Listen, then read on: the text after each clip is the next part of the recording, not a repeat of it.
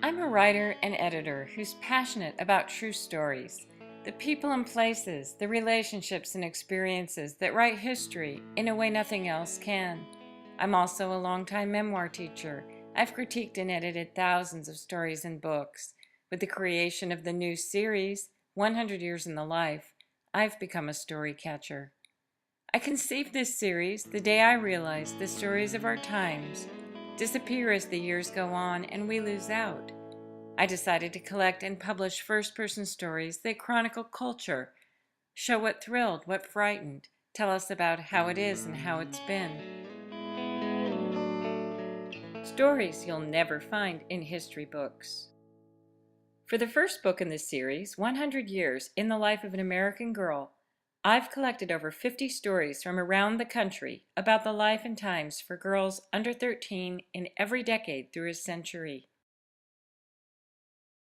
The 10 decades get their own chapters, and each one features 5 or 6 girls and their first-person stories of life in that decade. The girls are from all around the country.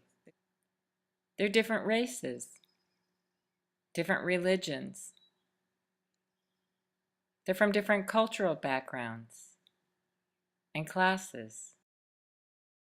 Pop culture is a big part of this book, and highlights from each decade open every chapter with photos of toys, candies, pop stars, and other best of the decade for girls. What's timeless in a girl's life? And what couldn't be harder to imagine? Here's a peek at some of the stories. In Chapter 1, Florence's father buys a Model T from a door-to-door car salesman. Mary Ann chases horse-drawn fire engines in New York City in 1912. The 1940s meant war, but it also meant Saturday matinee double features, radio shows, portable record players, and gypsies at Coney Island. In the 50s, it's skate keys, whites-only drinking fountains, drive-in movies. These are the stories that connect us with each other and with ourselves. We get to remember what helped make us and try to imagine what we've never known.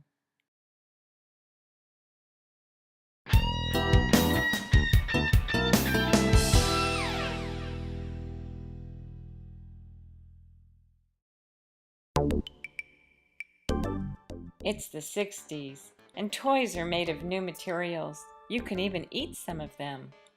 In the 70s, besides hearing about sea monkeys and having divorced parents with shared custody, you'll read stories like Terry's. She was born in Vietnam to an American GI and a Vietnamese mother.